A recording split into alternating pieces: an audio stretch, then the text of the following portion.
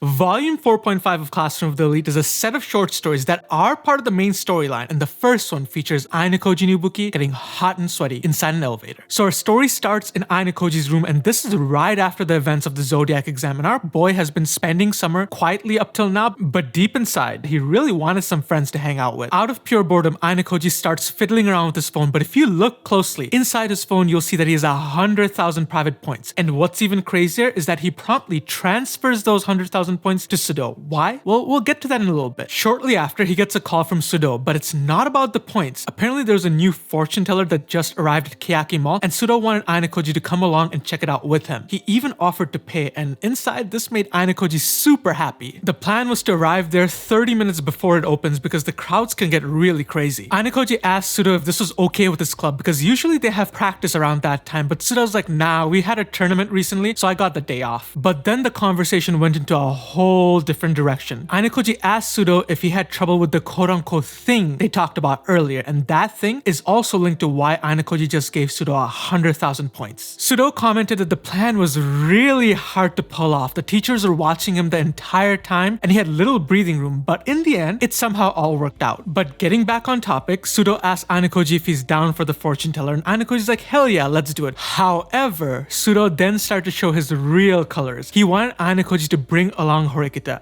Now that makes sense. Ayanokoji had become the class's de facto Horikita invitation machine. Ayanokoji reluctantly called Horikita, and when she picked up, he got right down to the chase, asking her if she liked fortune telling. Weird, but okay. Ayanokoji was confident. Even if every girl on the planet loved fortune telling, Horikita would be the one exception, but funnily enough, she didn't hate it. Alright, this could work. Ayanokoji told Horikita about the fortune teller that's recently arrived, and Horikita was into it. They talked about cold reading for a bit, which is a method where you ask questions, gather data, and make predictions based on that data. But enough about that. Time to go in for the kill. Ayanokoji asked Horikita to come check out the fortune teller with him, and it was an instant no. Horikita is not a fan of crowds. Defeated, Ayanokoji reached out to Sudo and told him, yo, it's not happening, and Sudo promptly cancelled their plans. Although talking about fortune telling did get Ayanokoji a bit interested, so the next day he decided to check it out by himself. But soon after, he started to regret that decision. It was very hot enough to make you sweat buckets. And as he got closer and closer, the crowds just kept getting bigger and bigger. Ayanokoji thought to himself, dude, this sucks. Once Ayanokoji lined up, he realized soon enough that every, and I mean every person in line was a couple. Love was in the air, and being a loner starved for affection, Ayanokoji was allergic. Well, he was already here, so why not line up? But unfortunately, a lady came by soon and told him that they were only doing couples fortunes today. Well, that's not nice. However, this did show Ayanokoji how messed up Sudo's plan was. He was 100% gonna go ditch Ayanokoji and hang out with Horikita alone. Yikes. But soon he noticed somebody else having the same issue, and when he glanced over, their eyes met. It was Ibuki. Oh, this day could not get any worse. Ayanokoji pretended not to see her, but Ibuki chased him down for the only reason anybody ever chases Ayanokoji down. He was the Horikita whisperer. Not this again. Side note, Ibuki's looking hella cute in her outfit. And Ayanokoji also agreed. He thought to himself that if her personality was just a little bit better, she'd be very popular. They talked about how stupid the couples rule was, but then the conversation slowly started to turn to Horikita again. And Ayanokoji's like, dude, just go talk to her. And Ibuki's like, I have nothing to say to her. Then why do you keep bringing her up, thought Ayanokoji. Ayanokoji jokingly suggested Ibuki bring along Ruin for the fortune telling, and this got her mad. She explained that the only reason she's working with Ruin is because she failed at finding the leader during the island exam. Well, she didn't really fail, thought Ayanokoji, knowing fully well that he completely outplayed her during the exam. Ayanokoji swapped the topic, asking Ibuki why didn't she just invite one of her girlfriends from class C, and Ibuki's like, nah, I hate every single girl in my class. Okay, Ayanokoji couldn't help but think that Ibuki resembled Horikita to a T, which was weird because she's talking to Ayanokoji right now and she has no issues. She doesn't seem like she's bad at dealing with people. But Ibuki pointed out that's not true. Whenever she talks to anybody, she feels like the mood just always gets worse and worse. Whenever she's talking to anybody new, she always feels on edge. Ayanokoji understood and decided to give Ibuki some advice, so he asked her, hey, when you were a spy infiltrating Class D, it looked like you had no trouble talking to people, so what's the difference between then and now? Ibuki really didn't know the answer, so Ayanokoji gave it to her. It's awareness. Our boy explained that every time Ibuki meets somebody new, she becomes hyper aware of them. She's thinking about every single opinion that person might have. But imagine this scenario. Say you're at a store. You're not thinking about the store clerk. Half the time you just want to buy your stuff and get the hell out of there. That's the same mindset Ibuki had when she was infiltrating Class D. She wasn't thinking about socializing or what the other person was thinking. She was thinking about how she can get her job job done. That's why she came off as so natural when she infiltrated Class D. Ibuki agreed but was annoyed because at this point Ayanokoji was basically lecturing her, and she told him that, yo, this conversation makes you come off as a creep. That stung, but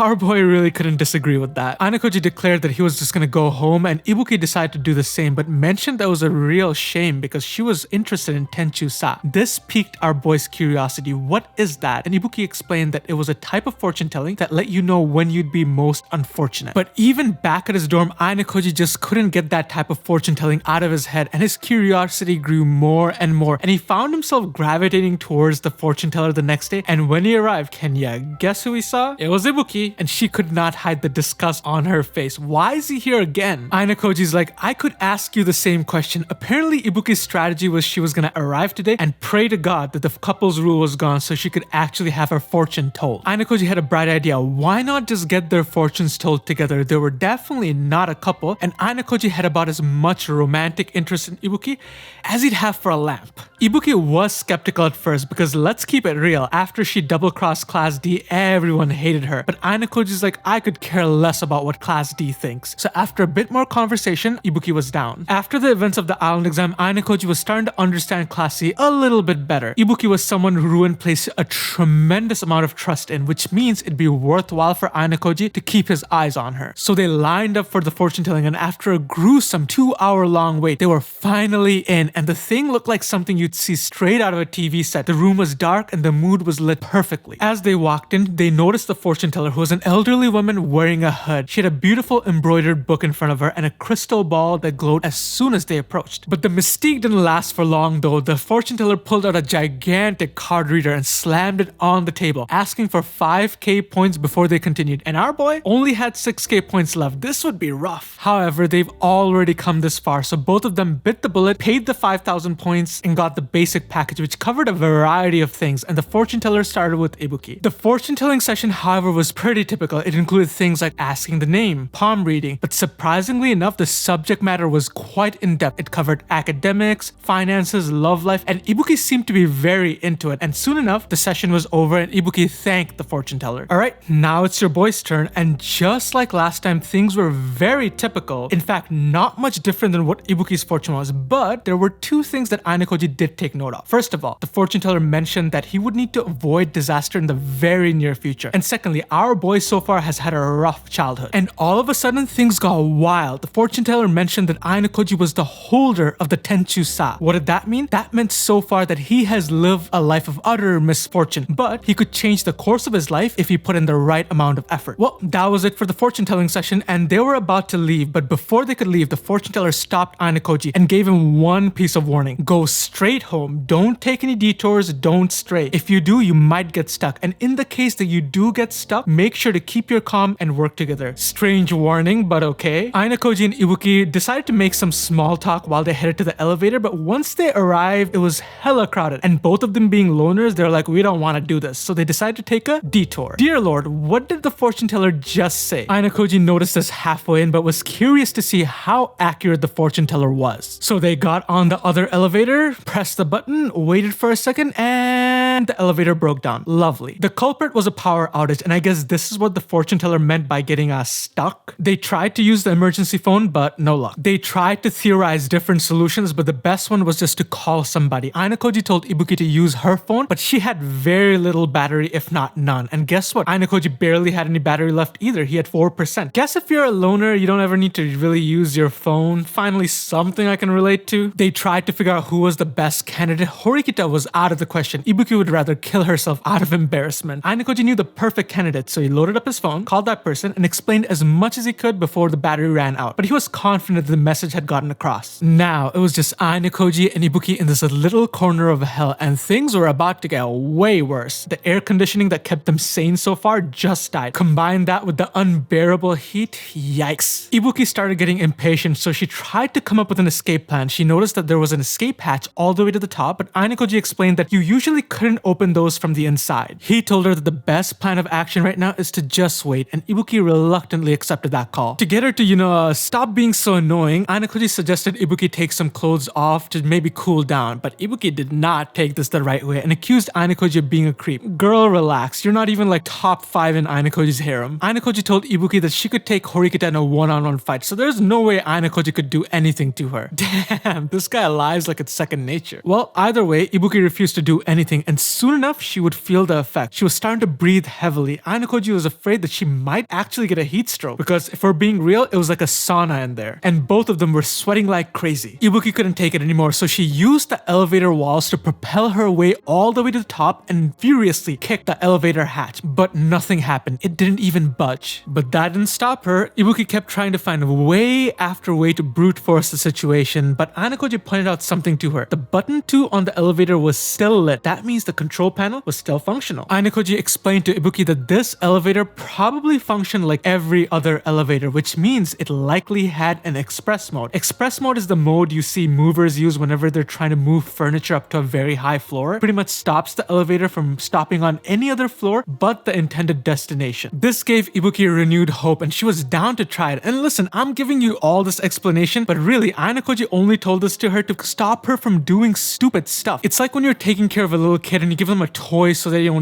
just fall down the stairs or something. So Ayanokoji kept up the act and came up with a bunch of different ideas, like pressing a different combination of buttons, but all the while, he made sure Ibuki did the work, and this worked. She wasn't going crazy anymore. And while all of this is going on, Ayanokoji tried to think up of a few legit ways to get out, in case, help doesn't arrive, because dying in an elevator wasn't how he wanted to go down. Ibuki kept asking questions about the express mode and how it worked, and Ayanokoji kept feeding her BS answers. And just about when Ibuki was ready to lose her cool, Ayanokoji gave her one last combination: press the close door button and the desired floor button, and voila, it worked. The elevator slowly arrived to safety, and when the doors opened up, they noticed 2 maintenance staff. Apparently, those 2 people were the saviors and not the button combination. Yeah, that makes sense. Once our boy was done talking to the maintenance staff, he was approached by his savior, the one person he called on the phone, the perfect candidate. It was none other than Katsuragi. Katsuragi seemed really worried about Ayanokoji, but he was like, don't worry, I'm okay. And he thanked Katsuragi and told him that he would return the favor someday. But Katsuragi's like, no way, don't even worry about it. The way you and Sudo came through for me, it's the least I can do. And he told Ayanokoji that if there's ever any trouble that's not class related, he's more than happy to help out. Ayanokoji and Katsuragi had become really good friends. But how did this happen? This is all tied to the 100k points Ayanokoji gave Sudo, and the event started 1 week before what happened right now. Kushida reached out to Ayanokoji saying that they were celebrating Inogashira's birthday next week and asked if Ayanokoji wanted to take part. Our boy was starved for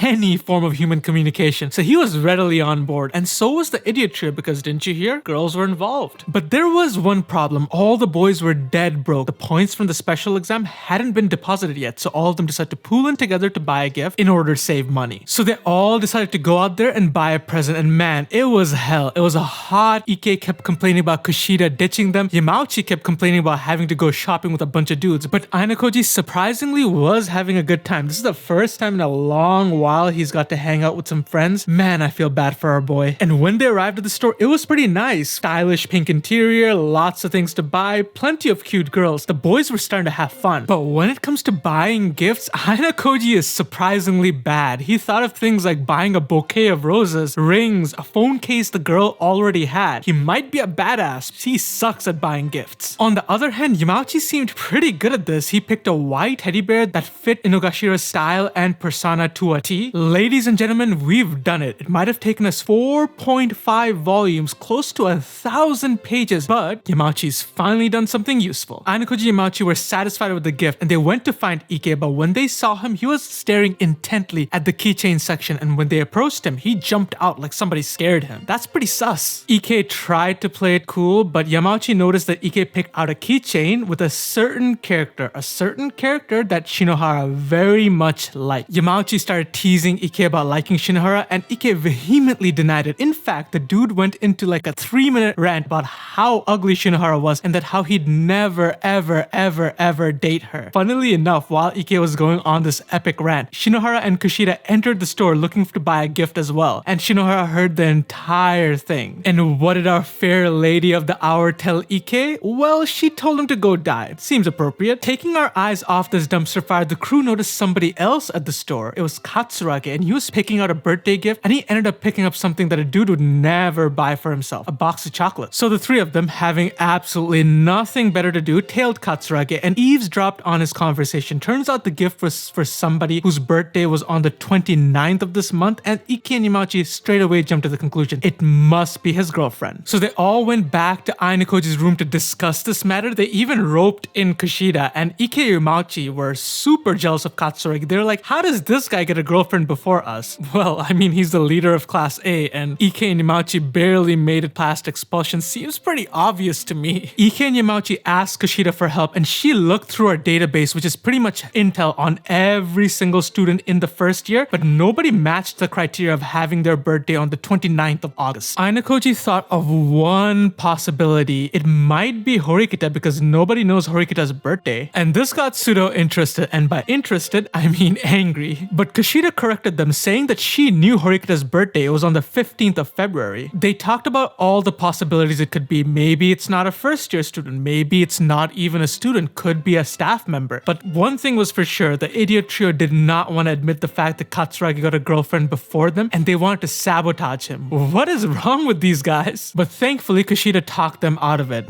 Never thought I'd be thankful for Kushida, but here we are. Oh no, but it wasn't over though. They passed on the responsibility of finding out who Katsuragi's girlfriend is to Ayanokoji. Ayanokoji wasn't really down for this, but he just couldn't stand the peer pressure. He hit them with his usual, just don't expect anything. So the next day, Ayanokoji parked himself at an intersection that all the students used. If Katsuragi was gonna go anywhere today, Ayanokoji would know. And soon he got a visitor he wasn't expecting. It was Student Council President Manabu and Secretary Tachibana. And Tachibana, seeing Ayanokoji right away, said, this student has a really sour look on his face. Regardless, President Manabu told Ayanokoji to follow him for a second, but Ayanokoji's like, no way, I got things to do. And Secretary Tachibana at this point was going wild. She's never seen anybody deny the president. So President Manabu's like, okay, whatever, let me know a time and place whenever it's convenient for you. I just want to talk. And Ayanokoji's like, okay, this guy's gonna be a pain in the behind. Let's just get it over with. Let's talk right here, right now. Manabu started grilling Ayanokoji about the results of both the Island exam and the Zodiac exam. Apparently he knew a lot. The fact that Ayanokoji played a hand and the fact that he used Horikita as a decoy. The reach of the student council president was pretty unmatched. Ayanokoji tried to feign ignorance, but his usual tricks aren't gonna work here. This guy had all the details, even more than the teachers. Manabu also confirmed something Ayanokoji suspected from the very beginning. The classes are not divided by abilities, so Class D is not defective. Secretary Tachibana at this point was like, maybe we told him too much, and Manabu's like, nah, he already knew all this. Ayanokoji had enough of this. He brought up a counterpoint. Hey, if Class D isn't defective, why do you dunk on your sister so much? Manabu gave him a straight answer, saying that he knows his sister very well. He knows her abilities, and he knows that she's defective. Manabu extended the offer to Ayanokoji again. Join the student council, not just any position. He offered him vice president, which was literally unheard of for a first-year student. Unfortunately, this directly went against Ayanokoji's policy of never standing out, so he politely declined the offer.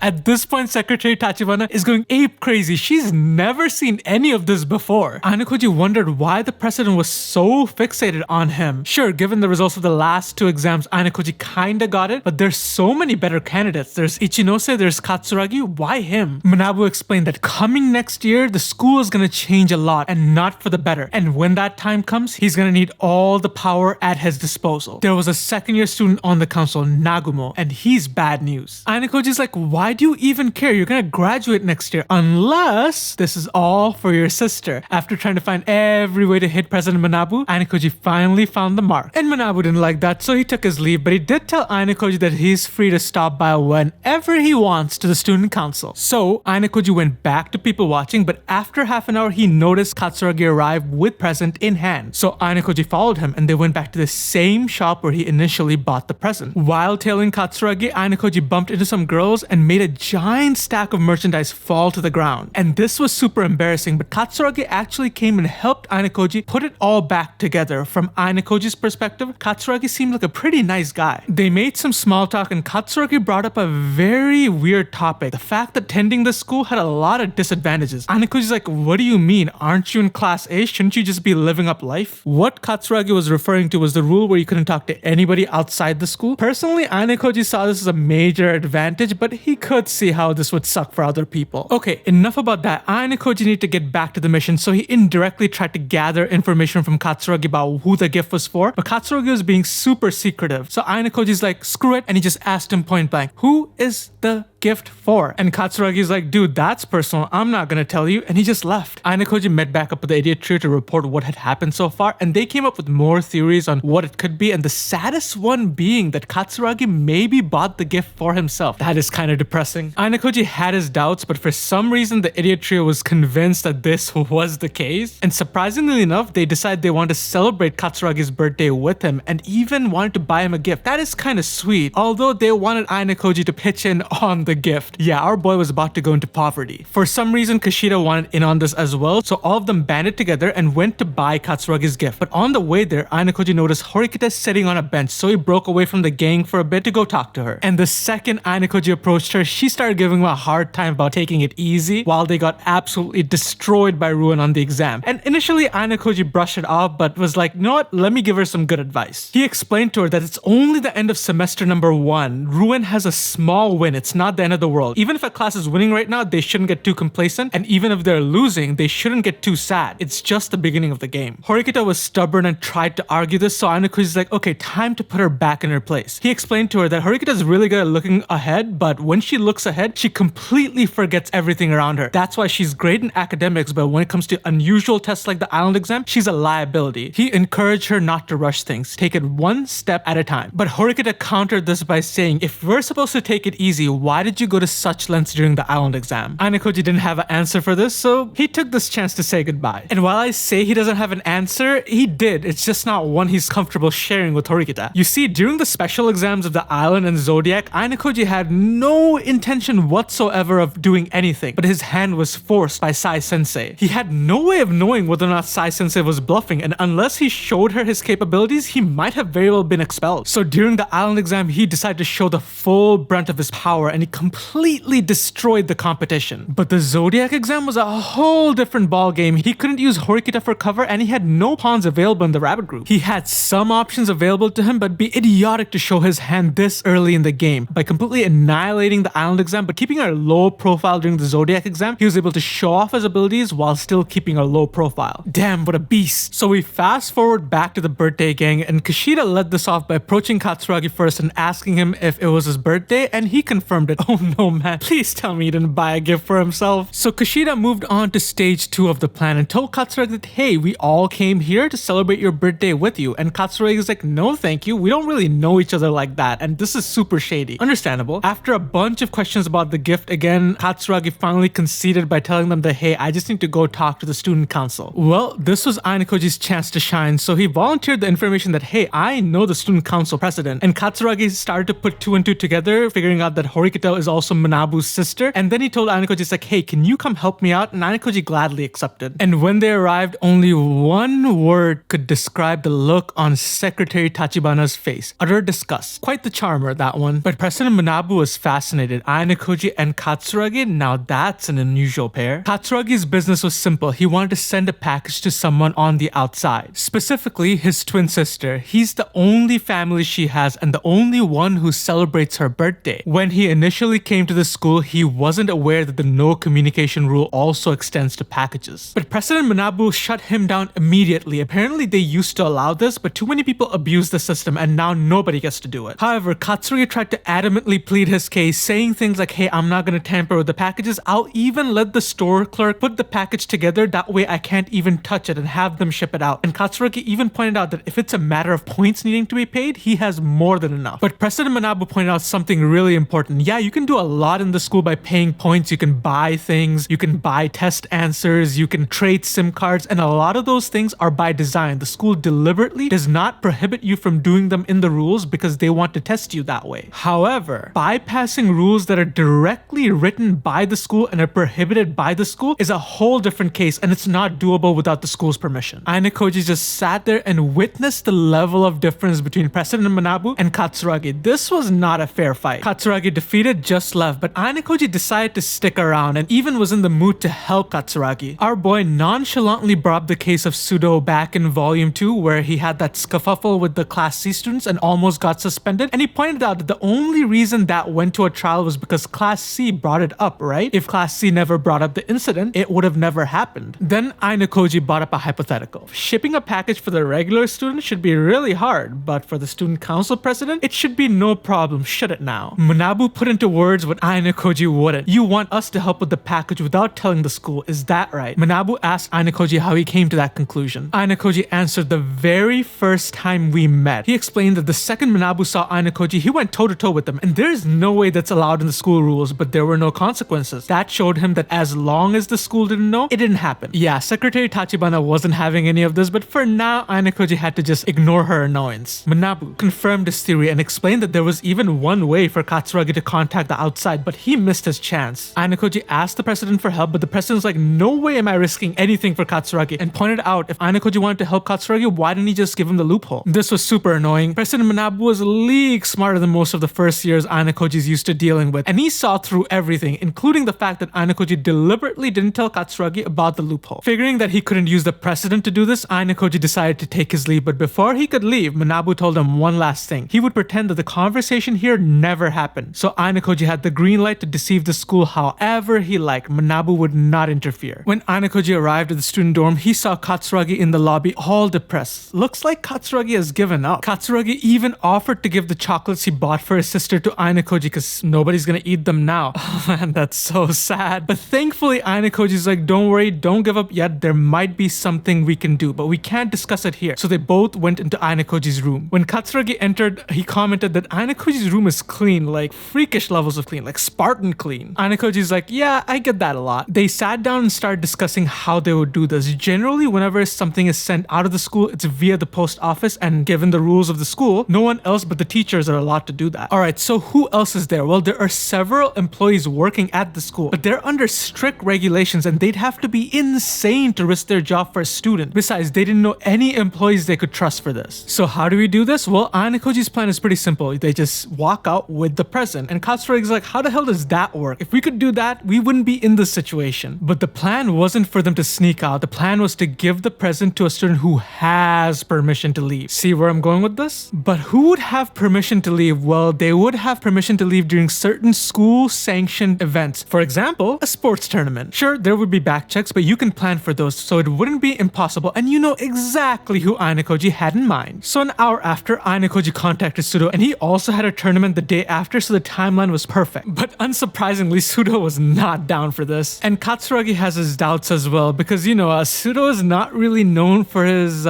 stealthiness. They asked Sudo what type of checks happen at the tournament, and it was brutal. Like back checks right after they get off the bus, their phones are confiscated, they're under strict watch the entire time. So clearly hiding it inside the bag is a no-go. But Ayanokoji asked if they were allowed food and water, and Sudo was like, yeah, this would be easy then. He grabbed a lunchbox, put the cookies inside the lunchbox, grabbed a water bottle, put the wrapping inside the water bottle, done. Sudo was like, okay, but how do I mail it? I have neither the time nor the money. Ayanokoji's like, don't worry about it. He handed him a paid invoice. All he had to do was go to the post office with the gift and the invoice, and everything would be taken care of. But Sudo was still doubtful. This was incredibly risky. If he got caught, his entire basketball career is over. But Katsuragi sweetened the deal, offering Sudo 100,000 points. Sudo asked Katsuragi why go so far, and Katsuragi told him a little bit more about his backstory. His little sister was very sickly, and he's the only person who takes care of her. Their grandparents had passed away. He's somewhat of a substitute parent, and if a substitute parent doesn't celebrate your birthday, who will? This was a must for Katsuragi. This story was enough for Sudo to consider, but he was still doubtful. He didn't want to get betrayed, but Katsuragi's like, don't worry, I got you. He gave Sudo 20k points up front. This 20k points would prove that if Sudo ever got caught, Katsuragi was also involved. After a bit more thinking, Sudo accepted, but now Katsuragi was unsure. This was just needless worrying. If Ayanokoji was gonna set a trap for Katsuragi, he would have already done it. He genuinely believed that it was better for Katsuragi to owe them one than for him to trap Katsuragi. So they came up with a compromise. Instead of giving the points directly to Sudo, Katsuragi would transfer the points to Ayanokoji and use them as an escrow to hold the points, and the points would then be transferred over to Sudo when the deed was done. Oh no, but there's more. Katsuragi wanted an extra layer of protection. He also wanted video evidence of Sudo handing the gift into the post office. One problem though, as you remember, remember from before, the phones are confiscated. So they would need someone else's phone, and Katsuragi wanted it to be Ayanokoji's phone, and he offered him 10k for that, and Ayanokoji, being close to the poverty line, accepted. Once Katsuragi left, Ayanokoji told Tsudo that it would be really risky to use his phone. He's already the one taking the 100k points, and in the case this all goes sour, it can all be tracked back to him. It would be much smarter to use someone else's phone like Ike or Yamauchi. But Tsudo's like, what kind of idiot would give you their phone? And Ayanokoji's like, if I offer them 5k points, they'll give me anything I want. And Tsudo's like, dude, that's so shady. On the other hand, when Katsuragi got back to his dorm, he was ambushed by both Ike and Yamauchi and assaulted with party poppers. Then they proceeded to congratulate him as a fellow virgin who could never get a girlfriend, and then handed him a melting ice cream cake before leaving. Katsuragi was convinced this absolutely was some new form of harassment. But on a brighter note, at least we know everything went according to plan for Katsuragi. His present was delivered, and Ayanokoji wondered if the student council president was somehow involved because it went a little too smoothly, and if he was, this could mean something big. Also, whose phone did Ayanokoji use? We'll find that out in a bit, but before we do, you guys are about to hear a story about how Ayanokoji and Horikita go up against their toughest foe so far. I mean, this one makes ruin look like a cakewalk. Alright, so our story starts at 6 a.m. on a certain summer day, and Ayanokoji was met with some pretty terrible news. The water was out. But they didn't leave the students high and dry though. You could go to the mall to grab some water. But our boy was about to face his first hurdle of many. He needed to go to the toilet, and he only had one flush left. He had to make it count. Somehow managing to avert disaster, Ayanokoji went to prepare dinner, but while preparing dinner, he got a call from Horikita, but when he tried to reply back, no answer. Okay, weird. He went back to prepping, but he got another call from her, and again, when he tried to pick up an answer, no answer. He was a bit worried, so he sent her a text, but she just left him on read. After dinner, Ayanokoji was finally able to reach out to Horikita and asked her what the hell's going on, and she's like, nothing out of the ordinary, but he did hear a weird metallic thunk noise on the other side, and he asked her what that was, and she's like, it's nothing, and just hung up the phone. So Ayanokoji decided to just leave it alone and chill, but at 9 p.m. he got another call from Horikita, and she started talking about turtles. What? And I'm not kidding about the turtles. She made this weird analogy about, hey, if you saw a turtle on the side of the road turned over, you'd go to help the turtle out, right? But apparently Ayanokoji watches a lot of Discovery Channel because he was like, actually, a lot of turtles can help themselves by flipping themselves over. Unfortunately, Horikita wasn't looking for cool animal facts and was actually trying to say that she's the turtle and she's flipped over and she needs help. Ayanokoji's like, alright, I'll come help you, but she insisted that it be in her room, so Ayanokoji head on over, and when he arrived, the room was dark and Horikita was sitting on her bed, face against the wall, and was finally ready to tell Ayanokoji what the hell was going on. And when she turned around, Ayanokoji could tell why. Horikita had battled long and hard, but this foe was just too powerful. Who was it? It was a water bottle. But not just any water bottle, a water bottle firmly stuck on her right hand. I'm not even joking, this is canon.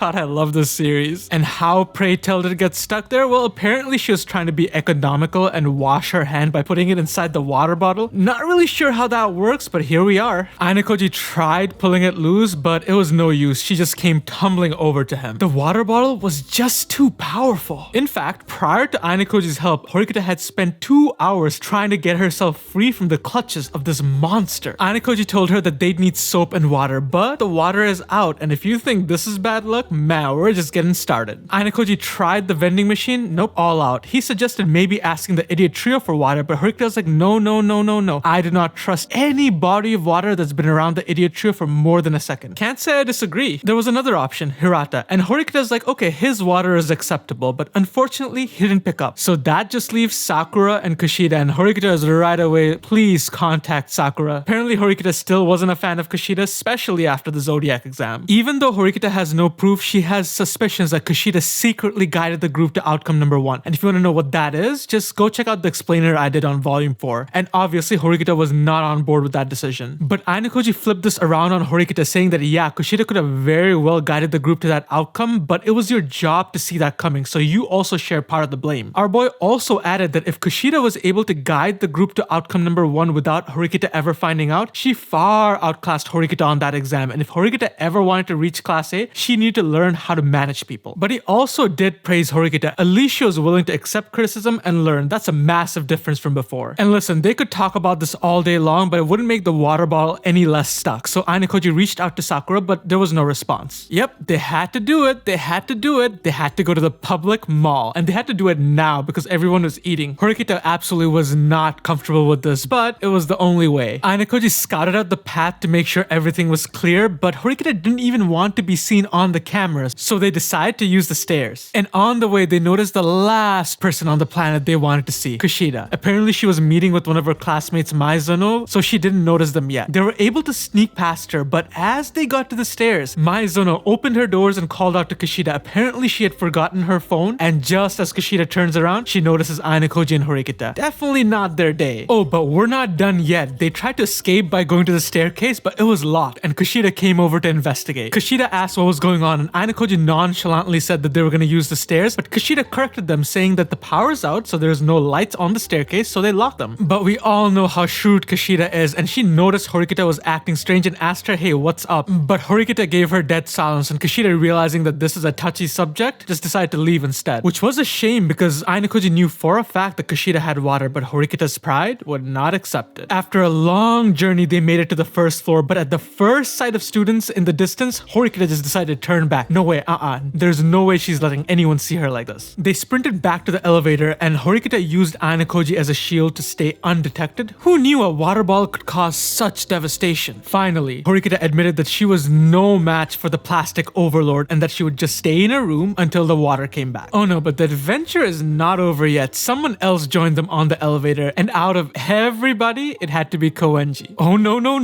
Right away after getting on the elevator, Koenji started treating Ayanokoji like a bellboy and told him to press the button for his floor. Actually, this might not be that bad. Koenji had a reputation for not paying attention to anything but himself, and that was proven. He barely even looked at them. Once they got off the elevator, Horikita made a beeline for her room, and that's when they had their first bit of good luck. Sakura texted back Ayanokoji saying that she had a bottle of water, so Ayanokoji went, grabbed it, came back, and freed Horikita from this nightmare. And right before he freed Horikita, he suggested maybe they take a picture as a memento, and Horikita loved that idea, and by love, I mean she viciously swung around the water bottle, trying to knock Ayanokoji unconscious. Our boy thought to himself for a quick second, I become the guy that gets killed by a high school girl waving around a water bottle, I would be famous. Horikita gave Ayanokoji an offhanded thank you after his rescue. At this point, our boy is just gonna take whatever he can get. But Sakura did come in clutch in this mission, and trust me, our boy is gonna be spending some time paying her back in the next story. The story starts on a summer morning, and Ayanokoji is rudely awoken by a doorbell, and the person on the other side only had one thing to say. You are doing what I want today. It was Yamauchi, and apparently this day was gonna be special. Our boy just wanted to take it easy today, but apparently that was gonna happen. Yamauchi's still pissed off at Ayanokoji because if you remember, back in volume 3, Ayanokoji promised him Sakura's email address for rubbing mud all over Horikita's head, but in volume 4, Ayanokoji decided just not to give it to Yamauchi because he's a bit pushy, probably not Sakura's type, and he's likely not in this for the purest of reasons. But apparently he hadn't given up on Sakura and actually wrote her a love letter. Ayanokoji's like, okay, maybe there's some hope here. But once he took one look at the love letter, he was like, what is this? It had a weird font, it was printed, and the worst part was at the end, Yamauchi promised to give Sakura all his points for dating him. Ayanokoji asked what the hell's the rationale behind that, and Yamauchi's like, girls like a guy who can support and protect them. Ayanokoji's like, this looks like less of that and more like you're trying to pay her to date you. Allegedly, Yamauchi had no problems with that. Oh dear lord. And he also got Kushida to help him by bringing Sakura out. Ayanokoji knew his methods were terrible, but there was a hint of honesty there, so he decided to also help out. Bad call though, because he wanted Ayanokoji to deliver the love letter. Nope, he was like, dude Yamauchi, you need to do this yourself. But Yamauchi was adamant on this. Ayanokoji's like, whatever, he accepted because Yamauchi promised that they were even after this. Yamauchi also decided that this exchange of letters is gonna happen behind the school building. It's the same one where Ichinose got confessed to in volume 2. Apparently there's a superstition there saying that gives you good luck in romance. Ayanokoji understood why he would choose this place. And there was our boy standing behind the school building, trying last second to convince Yamauchi for the love of God to do this himself. But apparently Yamauchi had a plan, and I kid you not, it goes like this. Sakura arrives, sees that Ayanokoji is the one confessing, gets disappointed because it's Ayanokoji confessing, then opens up the letter, reads it, notices that it's Yamauchi confessing, and gets super happy because in Yamauchi's head, he's a better option than Ayanokoji. Gotta commend the dude, he's got that delusional confidence going on. Well, it was too late now. Sakura showed up and was really confused because she was expecting to meet Kushida, but Ayanokoji's like, I told Kushida to bring you out here. But this confused Sakura even more, and she told Ayanokoji that if you wanted me to come out, you could have just called me. Before things could get any more confusing, Ayanokoji just decided to hand the letter over to Sakura, and obviously she thought it was Ayanokoji confessing. And our boy caught on to this, so he's like, alright, I gotta stop this. So he told Sakura that, yo, it's not me, it's someone someone anonymous, but it was too late. Sakura was already losing it. Given that his work was already done, Ayanokoji was willing to skedaddle the hell out of there, but Sakura was about to faint in broad daylight. Sakura asked Ayanokoji if Horikita was okay with this, and Ayanokoji's like, why would Horikita care? Oh wait, you still think I'm the one confessing. So Ayanokoji knew he had to make it loud and clear. I am not the one confessing. Do you understand? And Sakura finally got it. But now Sakura was even more flustered and asked Ayanokoji what she should do. And Ayanokoji's like, I don't know, read it and answer. He was about to leave, but Sakura adorably grabbed onto his sleeve, so escape wasn't really an option. Apparently this was the first time Sakura was confessed to, and she wanted Ayanokoji to read the letter with her. Ayanokoji's like, no, read it yourself. He was trying to be respectful to Yamauchi's feelings, but Sakura was not happy about that. But Ayanokoji did try to console her by saying maybe it's from somebody you like, and Sakura was like, no, that's not possible anymore. Dude, she's crushing on him hard. And when Ayanokoji asked why it wouldn't be possible, Sakura made an excuse and ran away. Soon after, Yamauchi approached Ayanokoji asking all sorts of questions, and Ayanokoji's just like, dude, chill, give her time to just read it. Yamauchi thought it went well because Sakura was nervous. Oh, you sweet summer child. It takes less than a light breeze to get Sakura nervous. We fast forward to the middle of the night, and Ayanokoji got a text from Sakura saying that she was going to answer Yamauchi at 5 p.m. tomorrow, but wanted to talk to Ayanokoji before that happened. Ayanokoji's like, sure, okay. However, Sakura also wanted to talk right now, so she called Ayanokoji, and she sounded really depressed about all of this on the phone. She told Ayanokoji flat out that she doesn't like Yamauchi. Color me surprised, but still felt bad about turning him down. I wouldn't, but to each their own. But then the conversation went into a different direction. Sakura asked Ayanokoji if he was dating anyone, and Ayanokoji told her straight up, I have never dated anyone, and I'm not dating anyone at the moment. And obviously this made Sakura super happy. Ayanokoji made it clear that he had zero experience. Guess feeling up a girl in an abandoned engine room doesn't count, but hey, love is complicated, so who am I to judge? Sakura felt comforted by the fact that both of them were newbies, and after chatting for a bit, they both went to sleep. We fast forward to the next day when Ayanokoji and Sakura were supposed to meet, and Sakura was incredibly nervous, so they walked around for a bit to make sure that she can calm down. And wouldn't you know it, it started to rain. They were both soaked within seconds and found shelter near a building behind the school. Sakura offered Ayanokoji a handkerchief, but he was like, no, you should use it, and she used the handkerchief to slowly dry herself. Our boy thought to himself,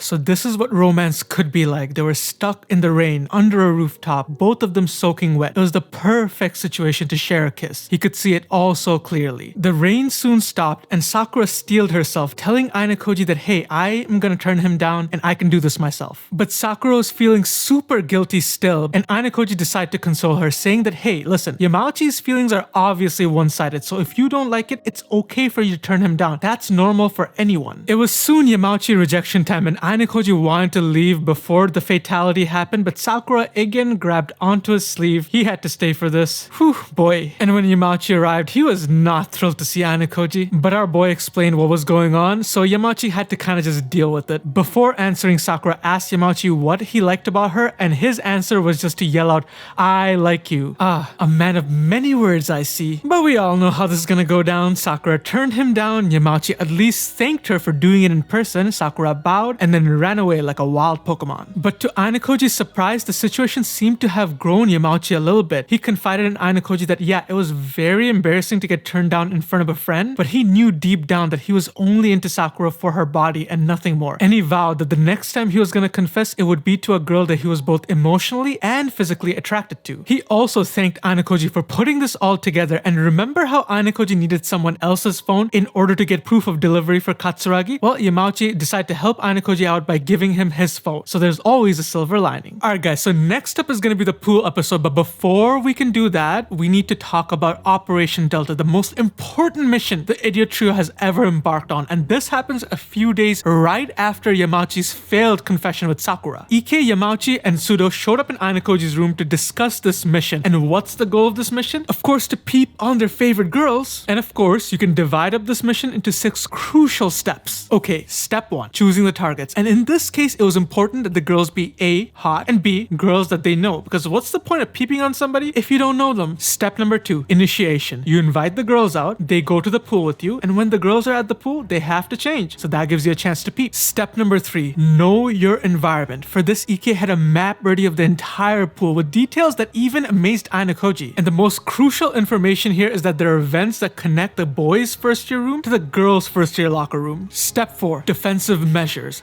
Once the girls go to change, the boys enter the locker room as well at the same time, and they make a beeline for the vents and form a human wall around it. And Sudo's job here was to scare away anybody who approached. Step number 5. Infiltration. Ike would then launch a remote-controlled car inside the vent, and it would go all the way to the women's locker room. This remote-controlled car had a camera on the rooftop with a memory card that would record everything. And the final step, Nirvana. There's a screen on the remote control that shows you everything that's happening, and the memory card will hold all the sweet, sweet memories you want. Ayanokoji was surprised Sudo and Yamauchi were even down to listen to this because, let's be frank, this is an actual crime. After a grand motivational speech from Ike, they were somehow convinced, yeah, this wasn't gonna end well. Ayanokoji reluctantly agreed but made them promise that this would be the last time they do this. Our boy felt like he was forced to participate because he knew the idiot trio would mess this up, and once they do mess this up, catastrophe. This could tear apart the entire class. Alright, so we fast forward to 2 days before Operation Delta, and Ayanokoji got a message from Ike, and they had decided on what girls they wanted in: Horikita, Kushida, and Sakura. And as for how they would get Horikita, well, that was up to Ayanokoji. Ayanokoji cringed knowing that he did not want to do this, but he didn't want to deal with the annoyingness that would be Sudo if he didn't. Also, he did genuinely think this would be good for Horikita's growth, so Ayanokoji called her an instant refusal, but this time was different. Ayanokoji had a secret weapon. There were 2 words Ayanokoji could utter right now, 2 words so powerful and filled with destructive power they could get Horikita to do whatever he wanted, so he slowly whispered them. Water. Bottle. And wouldn't you know it, Horikita was now in the mood to go to the pool. Weird, right? Ayanokoji gave her clear instructions: meet me the day after tomorrow at the lobby at 8:30. Horikita obliged, but she made sure he knew that if he ever used this again, she would go on the offensive. Ayanokoji informed the idiot trio that Horikita was coming, and I'm pretty sure Sudo got hard then and there. But Ayanokoji also had other plans in mind. There is no way he's gonna let the idiot trio get away with Operation Delta. So the day before they were supposed to head out to the pool, Ayanokoji decided to meet Kei. When Kei arrived, Ayanokoji apologized for dragging her out, but Kei's like, are you being sarcastic? She had no points to spend, so she spent her entire summer indoors. He asked her if she had plans tomorrow, and she's like, nope, I'm broke AF. Ayanokoji told her not to worry because she would be receiving 500,000 points very soon. If you guys don't remember, she was the VIP from the Zodiac exam. Kei started fantasizing about all the things she could buy, but then she asked Ayanokoji if it was okay for her to splurge like that, and Ayanokoji teased her saying, could you even hold back if you tried? Kei lamented the fact that whenever she has points, it barely lasts a week, but she wasn't stupid. At this point, she was understanding the importance of private points. It wasn't about food or clothes. You could buy your way out of everything, even an expulsion. Ayanokoji explained to Kei that as long as she could save 10 to 20% of whatever she had, she would be fine. And it would be weird for Kei to just stop spending out of nowhere. It would get people really suspicious, and he in no way wanted her linked back to him. Following the events of the cruise ship, Ayanokoji and Kei had gotten pretty comfortable with each other to the point that where they could share conversations like this. But Ayanokoji knew for a fact that Kei still didn't trust him. Well, at least she was smart enough not to show it. With the pleasantries out of the way, Ayanokoji got down to business. He needed a favor. He loosely mentioned the summer memories he had planned with the idiot trio, and Kei right out blurted out that she hated swimming. Ayanokoji knew why. She was trying to hide that scar. She always skipped swimming class because of it. Getting back on topic, Kei asked what the summer memories had to do with her. And before Ayanokoji would answer, he had a question for Kei. Ayanokoji asked Kei if the school knew whether or not she was bullied. The polite act was over. Kei did not want to talk about this, but Ayanokoji pushed because it was important. Kei had no choice but to answer, and in her opinion, she didn't think the school knew. The only fact the school knew was that she was absent a lot, hence the reason they put her in class D. She also added that even if the school investigated, they wouldn't find anything. Ayanokoji agreed with the sentiment. The world was a rotten place. Even when Kei complained to the teachers, they just turned a blind eye, and the school did everything in their power to hide the incident. So the only thing complaining did was make the situation worse, make the bullying more intense. And at worst, the bullies would just get a light punishment, which in turn made them bully Kei even more. It was a vicious cycle. But Kei was grateful that the school hid the incident. This let her come to this new school and start a new life. Ayanokoji praised Kei for a positive outlook, but gave her a condition moving forward. She shouldn't overdo it with the bullying, especially when it comes to Sakura. Kei's like, no way,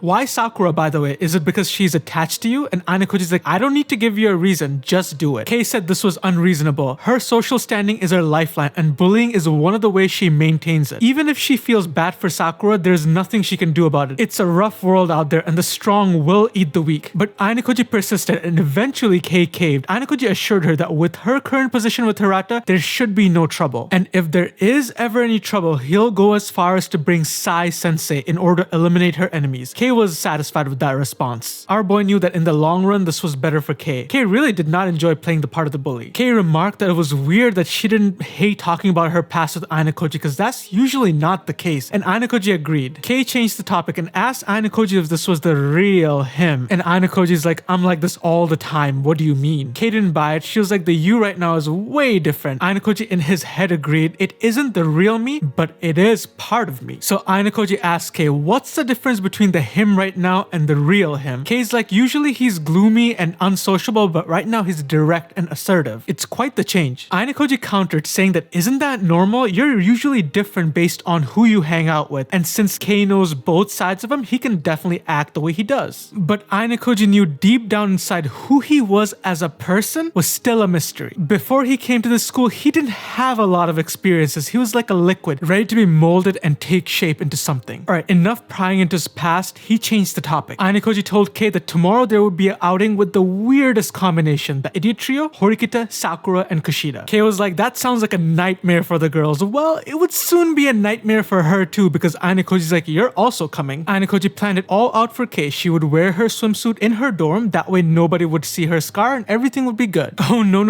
Safe to say Kei was not down for this. In her words, she really did not want to do this. But Ayanokoji's like, you don't really have a choice because it's more of an order and not a request. Kei tried to play the sympathy card by saying it was a last day of summer, but Ayanokoji's like, didn't you tell me earlier that you had no plans and that you were sleeping the entire day? That was it. Ayanokoji's decision was final. Our boy also handed her a written note. On the note was instructions that she had to carry out. Kei was like, why not just go to Horikita with this? And Ayanokoji's like, I don't trust her, not with this. Kei was caught off guard because in her head, Ayanokoji and Horikita had been working together the entire time. Ayanokoji further clarified this for her. From the moment he cornered her on the ship till now, he's been acting all on his own. Kei expressed how weird it was that he still didn't trust Horikita, and Ayanokoji's like, she's good for cover, but nothing more. Kei did smile at her boy though, because now she knew Ayanokoji was responsible for all of Class D's win, and in her book, being more trusted than Horikita was a good thing. Ayanokoji agreed in his head. In some ways, Kei was infinitely superior to Horikita. As a pawn at least, the only thing left was for Kei to carry out Ayanokoji's order, but Ayanokoji told her to also accompany him right now because there was some advanced setup needed. So they headed over to the pool and entered the first year girls changing room. There they loosened the vents. This would be really important for tomorrow. And so we fast forward to the main event, and guys, it's time for the swimsuit episode. Horikita arrived early and obviously gave Ayanokoji flack for being a bit late. I think she's still mad about the water bottle thing. And in the lobby, they also ran into Ichinose and 3 of her friends. Apparently they were also going to the pool and wanted to join our crew. Alright, guess it's a party. After a bit, everybody showed up and Horikita noticed something strange, so she pulled Ayanokoji aside to talk about it. The lobby right now was full of beautiful girls, but the idiot trio aren't going crazy. Usually they'd be ogling them left, right, and center. That's weird. Sudo listened in on this conversation and was so nervous that it was a dead giveaway, so Horikita directed her gaze at him, and she also pointed out that he's carrying a massive bag. The boys only needed clothes and towels. What is it for? Sudo was choking, so Ayanokoji came in with an assist, saying that hey, maybe they have plans afterward, and that eased Horikita a little bit. Once they arrived at the pool, it was packed, and they decided to all go change, and this got Ike super excited, and we all know why. When they entered the changing room, the boys made a beeline for the vents, and Sudo blocked the entire area, making sure nobody could come in. As Ayanokoji was entering the locker room, he got a message from Kei saying that she was in position. Alright, everything's going according to plan. Ayanokoji told Ike not to use the screen on the remote control to peep and to just record it on the memory card because otherwise they're drawing way too much attention. Our boy also told Ike to park the car for 20 minutes, otherwise they wouldn't get, all the good stuff. Ayanokoji also made an excuse to the idiot trio saying that he would head out first because if all of them stayed for this long, it would get really suspicious. And as our boy was heading out to the pool, something else was happening on the other side in the girls' changing room. A conversation the boys would kill to see. The girls were all changing and talking about the fun day they were about to have, and Ichinose couldn't stop staring at Horikita and her flawless skin, which made Horikita kind of self-conscious. But Ichinose also praised Horikita, saying that usually she's a loner, but it's great that she's making an effort to come out. And Horikita's like, sometimes you just gotta grin and bear it. Obviously, she was gonna take the water bottle incident to her grave. However, Horikita was also like, dude, Ichinose, stop staring at me while I'm changing. So rejected, Ichinose turned her attention to Sakura, but she was even less down for a conversation. Kushida started talking to Ichinose about Kanzaki because apparently a girl in class D had a crush on him, but Ichinose is like he never really talks about romance, so we don't even really know if he's interested in that kind of stuff. But somehow the conversation went from that to talking about Ichinose's chest and how it had, how do I say this, explosive growth? Allegedly, it happened later in her life, so she hadn't quite grown into it. Ichinose noticed that she was falling behind everyone in changing, so she rushed through the entire process and just ran outside. But as soon as she left, another competitor entered the arena, Kei, and Kei ignored the usual crew of girls and just made a beeline for the vent. And Kei had two girls with her, Ishikura and Sonata, and while I say girls, they were more like props. They were deathly afraid of Kei and would do anything she told them to do, and they had no idea what was going on today. Kei opened up the vents, and this was much easier because they came and loosened them the other day, and she saw the remote control car and couldn't help but hide her disgust. Then she proceeded to do just as Ayanokoji instructed. She took the remote controlled car, took out the memory card, put in a memory card that had no data in it, and placed it back. Since Ayanokoji told the idiot trio to take 20 minutes recording the entire thing, this gave Kei more than ample time to finish her mission. And as grossed out as Kei was, she couldn't help but admire the fact that Ayanokoji was the only one who went out of his way to stop this from happening. With that, Kei's mission was over and she sent a text message to Ayanokoji, while on the outside, Ayanokoji's just admiring how beautiful the pool is and how many delicious food stalls there were. As he waited for everyone, Ichinose was the first one out, turning heads as she approached Ayanokoji. They made some small talk and Ichinose started poking Ayanokoji's body, saying that he had the perfect amount of muscle and asked if he worked out, but Ayanokoji proceeded to deny ever having done any exercise in his life. In a few moments, everyone arrived and Ichinose naturally led the way. Ayanokoji caught himself walking beside Sakura and Sakura thanked him for inviting her out. Sakura was one of the few people Ayanokoji felt completely comfortable around, and he was pretty impressed with her growth. As they were walking, three boys approached them. One of them was Kanzaki and the other one was Shibata. They decided to join the group and Ichinose was like, yeah, sure, come on in. Now it was a massive group, almost 13 people. Kanzaki kind of slid back and started talking to Ayanokoji. Both of them hated large crowds, so this worked out. As they were walking, they noticed a volleyball match. Most of them were older students, but one guy did catch their attention, a particularly attractive blonde-haired dude. And this guy was a showstopper, especially for the girls. And you know Ike and Yamauchi hated this guy from minute one, but more than his looks, this guy's physical abilities were off the charts. He was Nagumo, a second-year class A student and a VP on the student council. And you guys know what level of a bro-con Horikita is, so she's like, yeah, he might be popular, but it's just all smoke and mirrors. Manabu is leagues better than him. Ichinose agreed, saying that yeah, Manabu is probably the best the school has ever seen, but even then, Nagumo had the guts to run against President Manabu as a first-year student. Horikita asked Ichinose how she knew all of this, and Ichinose is like, because I'm part of the student council, and this surprised Horikita. Horikita asked Ichinose what the requirements were for joining the student council, and Ichinose is like, it's tricky because the president never confirms the details. But when Ichinose joined, Nagumo had the final say in her application. Apparently this year was very disappointing for President Manabu. Usually there are two first-year students that join, but they only had one this year.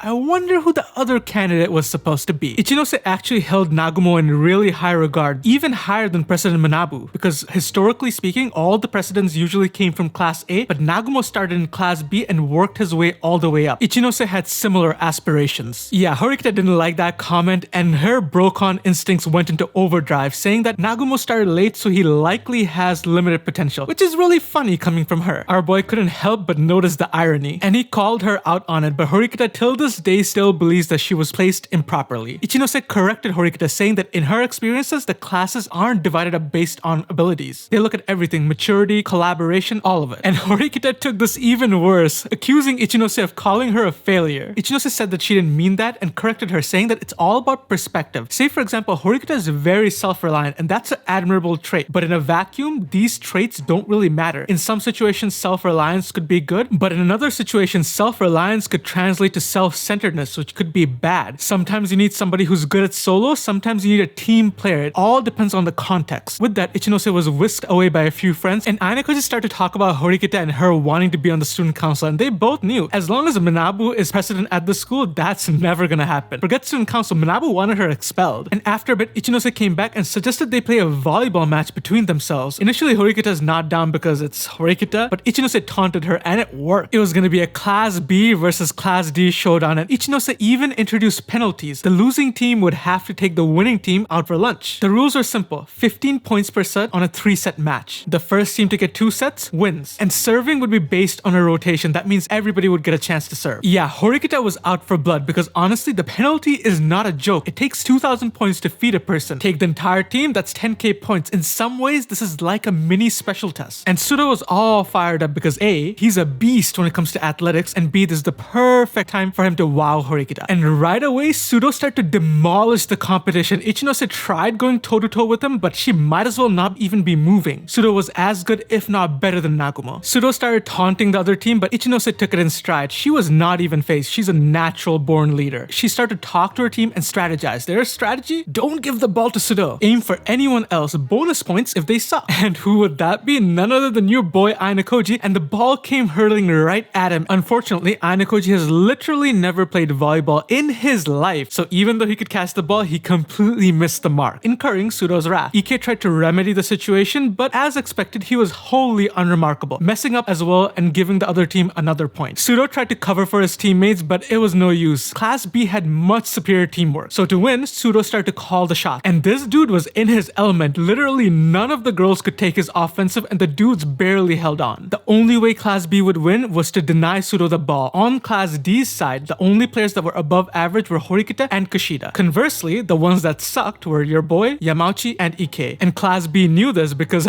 all their points were from them. After a bit, Ayanokoji got the hang of this, but it's not like he could just act freely. Ichinose was watching him closely, so as embarrassing as it was, he had to pretend to suck and continue on taking Sudo's verbal abuse. But it didn't matter. Sudo was enough to hard carry this entire thing, and just like Sudo wanted, Horikita commended his efforts. But it's not like Ichinose walked away with nothing. In fact, in some cases, this might be a bigger win for her. She's heard how strong Sudo is, but watching it in action is a whole different matter. Going forward, she knows the capabilities of Class D and what to do when it comes to a physical exam. And it was time for the promised meal. And as they were walking over to the stalls, Horikita started walking beside Ayanokoji, and she poked at him saying that, hey, I know you could have done better there at the end. And Ayanokoji's like, yeah, I could have, but Ichinose is watching me. And Horikita understood that might not be smart for our boy to show his hand just yet. Ichinose said that she was gonna front the bill for the entire thing. What an absolute gem. And she also remarked how she didn't spend her money on a lot of things like food or clothes. But Ichinose did say something that caught Ayanokoji's attention, the fact that she might have to spend points on something very soon.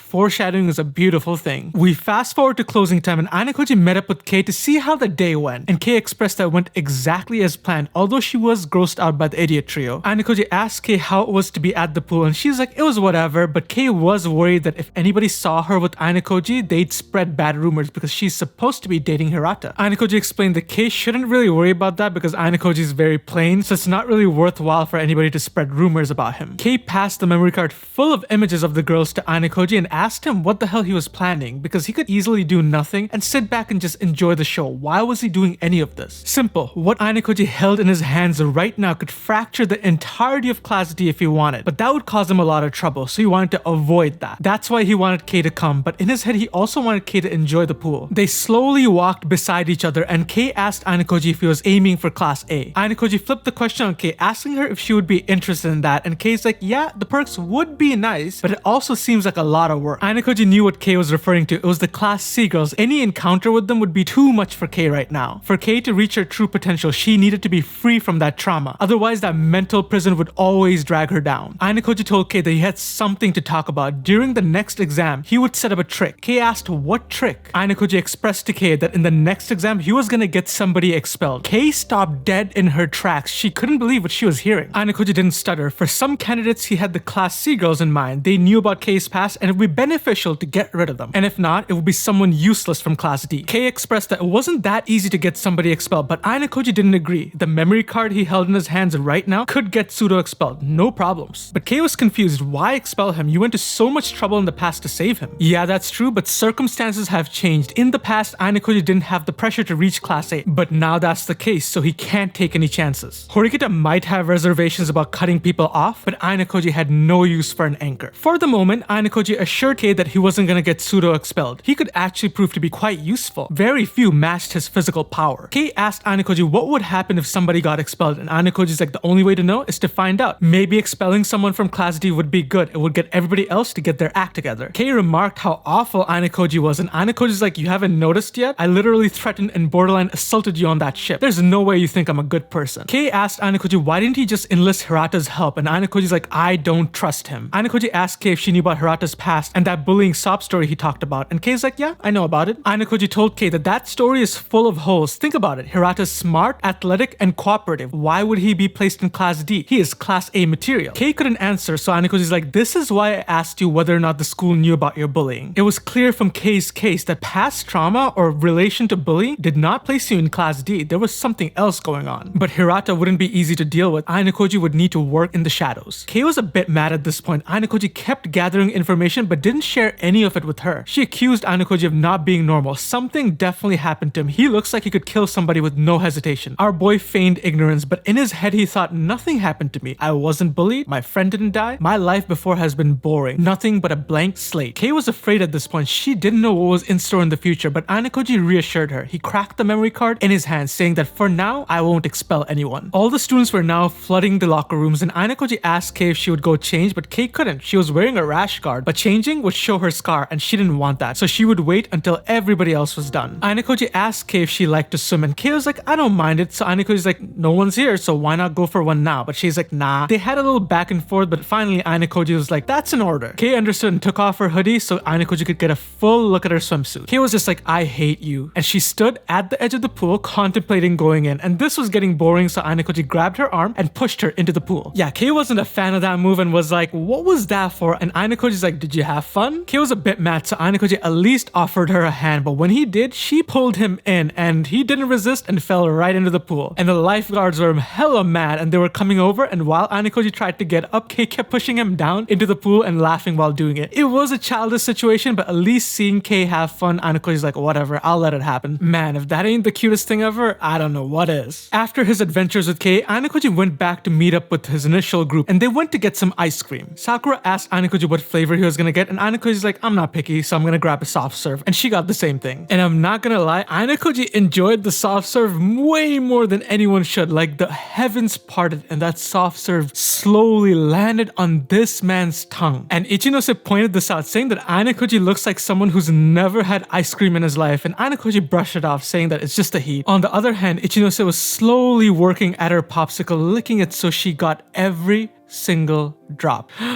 I'm gonna need a moment to myself. After a bit, everybody else left and it was just Horikita and Ayanokoji, and she wanted to take a walk with our boy. She expressed that today was fun and days like this are more than welcome to her now. Just not that often. Well, that was unexpected. They both looked up at the sky and Horikita expressed that she's already thinking about the second semester. She's thinking about what she needs to do and where she's at and how she needs to improve. It would be a new journey, but for now, she's excited. Also, let's not forget, afterwards, the idiot trio met back in Ayanokoji's room to claim the spoils of Operation Delta. They loaded up the memory card, and although they were expecting riches, all they found was an empty folder full of broken dreams. Alright guys, so there's a lot to unpack here, but let's talk about first things first. This volume, out of any volume, has given us the most insight into Ayanokoji's past. Let's take it from the top. The first thing is when he helped Yamauchi with his confession. The main thing is, if you start reading in between the lines, most of the time he's looking at romance from the perspective of somebody either in a scientific setting or somebody who's trying to kind of just match an equation. So you can tell that he's had no anecdotes. He hasn't seen people in real life show off love or affection. So right away that tells me he comes from a very isolated environment. And the second point, ice cream. Ichinose called it. It looks like it's the first time he's had ice cream. And you remember from volume 4 how good Ichinose's awareness is and how good she is at reading people. I don't think she got it wrong. I think even though Ayanokoji tried to play it off, it was the first time he had ice cream. And third point, Kei called it out. He looks like he could have killed somebody. I don't know about Kei's awareness or how good she is at reading people, but that didn't seem like it came out of nowhere. The author is definitely trying to hint at something. And speaking of Kei, can we talk about the chemistry these guys have? Because dude, it was so enjoyable to watch. Like, usually whenever I saw Ayanokoji and Horikita, it was more of like a I'm helping you, you helping me kind of situation. But the relationship Ayanokoji is slowly building with Kei, it's more like a mentor slash mentee situation where Ayanokoji is teaching Kei how to navigate the school and how to not get screwed over. Yeah, he's using her in the process, but it's not like she's not getting anything out of it. I really like this dynamic of like mentee mentor, and it's pretty much been confirmed. Ayanokoji trusts Kei more than anyone at the school right now. And from what Manabu has told us, he's gonna need somebody he can trust moving forward. Because dude, they're foreshadowing some pretty gangster villains. Like, first of all, Nagumo, this guy's physical abilities are off the charts. He's part of the student council. He's in class 2A. This guy sounds like a beast. And that's not the last of his worries either. The other one is Hirata. Ayanokoji doesn't just have enemies on the outside, he has enemies on the inside as well. Even for a 0.5 chapter chapter of Day foreshadows some pretty powerful opponents. And with that guys, thank you for watching up till now, and I'll see you guys on the next one.